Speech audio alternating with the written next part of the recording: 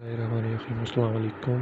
मेरा चैनल है maths with Umar के नाम से, जिसमें मैं आपको 9th class national book foundation math की बुक का चैप्टर नंबर 1 करा रहा हूँ।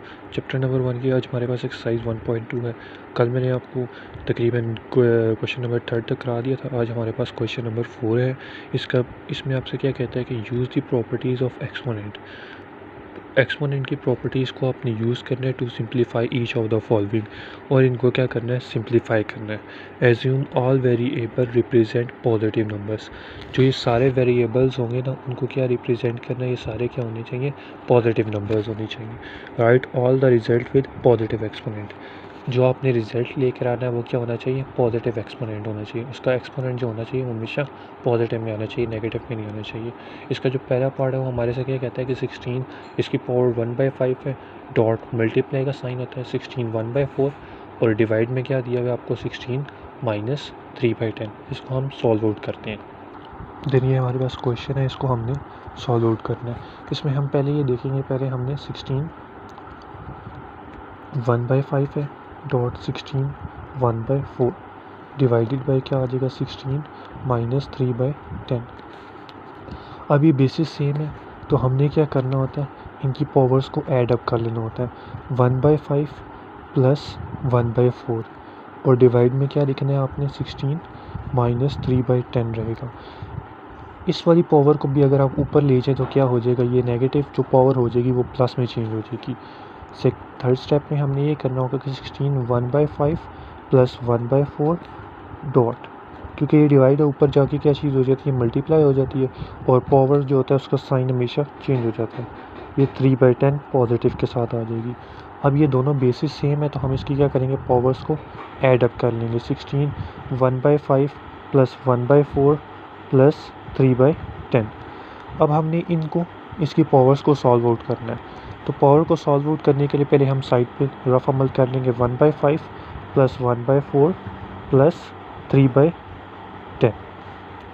हमारे पास जो डिनोमिनेटर होता है, इसको हमने क्या करना होता है, प्राइम फैक्टराइजेशन बनानी होती है। यानी कि हमने सिंपल फॉर्म में कहें तो इसका हमने एलसीएम लेना होता है। 5 4 एंड 10 आ जाएगा आपके पास। अब इसको आप पहले 2 के टेबल पे लेके जाएँ। 2 5 एज इट इज़ रहेगा, 2 2 ज़ा 4 एंड 2 5 ज़ा 10। फिर 2 के टेबल पे चला जाएगा, 2 5 एज इट इज़, 2 1 ज़ा 2, और ये 5 एज इट इज़। फिर 5 के टेबल पे जाएगा, 5 1 ज़ा 5, 5 1 ज़ा 1 एज इट इज़, और 5 1 ज़ा 5। इनको आपस में आपने मल्टीप्लाई करना होता है। 5 2 ज़ा 10 एंड 10 2 ज़ा 20 आता है। तो आपने बेसिकली यहाँ पे क्या लिख लेना है, नीचे क्या आ जाएगा 20, और ऊपर क्या आ जाएगा 5। 5 कितने ज़ा 20 होता है आपके पास 4, और इसको आपने किससे मल्टीप्लाई कर लेना है, 4 से। और 4 कितने ज़ा 20 होता है, 5 ज़ा, तो इसको आपने किससे मल्टीप्लाई करना होता है, 5 से। देन 10 कितने ज़ा 20 होता है, 10 2 ज़ा 20 होता है, इसको आपने किससे मल्टीप्लाई करेंगे, 2 से। तो 4 1 ज़ा क्या हो जाएगा आपके पास 4, प्लस 1 5 ज़ा 5, प्लस 3 2 ज़ा क्या हो जाएगा आपके पास 6। ये आपके पास सॉल्व आउट हो गया। आपने इसको देखना है, ऐड अप करना है। 6 प्लस 5 11, 11 प्लस 4 आपके पास क्या आ जाएगा 15, 15/20। इसको मज़ीद कटिंग करेंगे तो क्या हो जाएगा, 5 के टेबल से 5 3 ज़ा 15, 5 4 ज़ा 20, आपके पास क्या आ जाएगा 3/4। सो हमने अपने यहाँ पे लिखना है कि 16 3/4 आ जाएगा। अब 16 कितनी बार आता है 2 के टेबल में, 2 की पावर 4। 2 को 4 टाइम आप मल्टीप्लाई करें तो आपके पास क्या आ जाएगा, 16 आ जाता है। 2 2 ज़ा 4, 4 2 ज़ा 8, 8 2 ज़ा 16 आता है। तो हमने इसको क्या करना है, 2 की पावर 4 मल्टीप्लाई 3/4, बार बार टर्म से मल्टीप्लाई करेंगे। 4 और 4 आपस में कैंसिल आउट हो जाते हैं। 2 का क्यूब आपके पास क्या होता है 8। देन ये हमारे पास इसका क्या हो जाएगा, आंसर हो जाएगा। देन इसी क्वेश्चन का हमारे पास सेकंड पार्ट आता है। उसमें वो क्या कह रहा है कि 7 माइनस 1/3, आगे ब्रैकेट लगी हुई है, 7 5/3 माइनस 7 4/3। अब हम देखते हैं कि इसमें क्या यूज़ होती है, डिस्ट्रीब्यूटिव प्रॉपर्टी यूज़ हो रही है। हमने दोनों के साथ इसको मल्टीप्लाई करना है। 7 बैक ब्रैकेट है, 7 अंदर दोनों के साथ मल्टीप्लाई होगा। 7 minus 1/3 dot 7 5/3 minus 7 minus 1/3 and 7 4/3। अब बेसिस सेम है तो पावर्स क्या हो जाती हैं, ऐड अप हो जाती हैं। 7 माइनस 1/3 प्लस 5/3, यहाँ माइनस चलेगा साइन, 7 माइनस 1/3 प्लस 4/3, यहाँ पे भी क्या हो जाएगा, बेसिस सेम है तो पावर्स क्या हो जाती हैं, ऐड अप हो जाती हैं।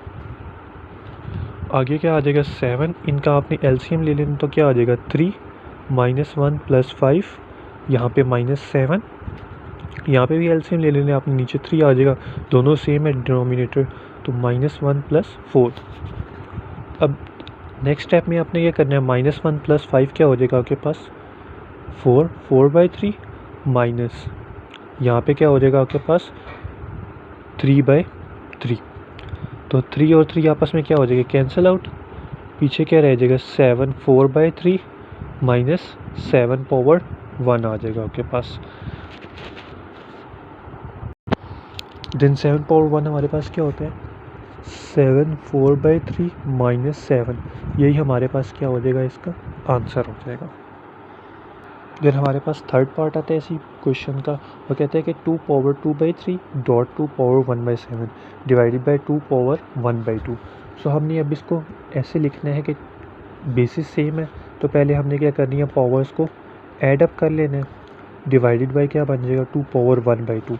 नेक्स्ट स्टेप में हम जब ये पावर ऊपर लेकर जाएंगे तो हमारे पास क्या बन जाएगा, 2 power 2/3 plus 1/2 dot 2 power minus 1/2 बनेगा।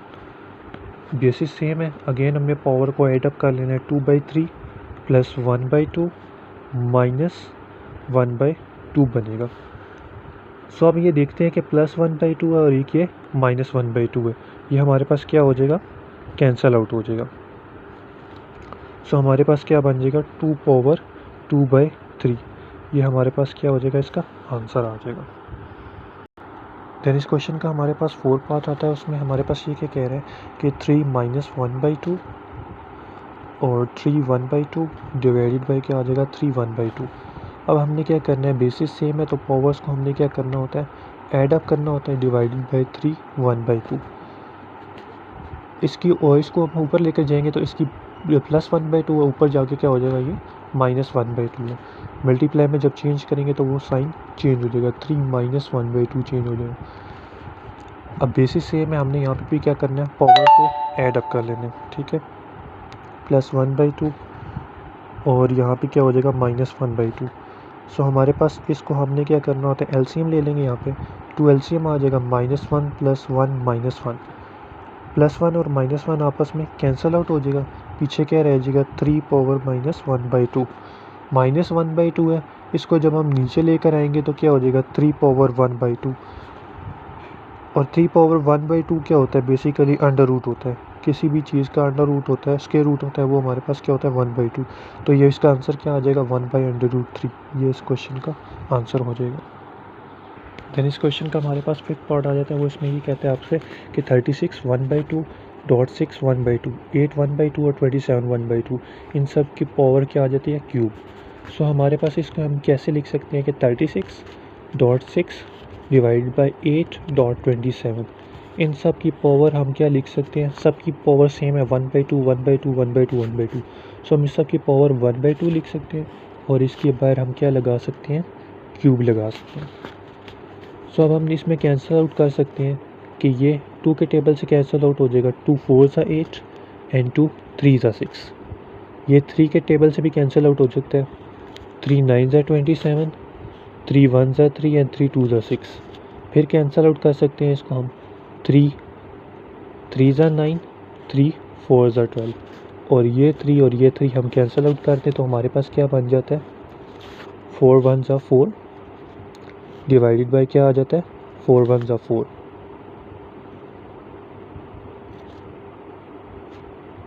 इसकी पावर क्या आ जाएगा, 1/2 और बाहर इसका क्या आ जाएगा, क्यूब।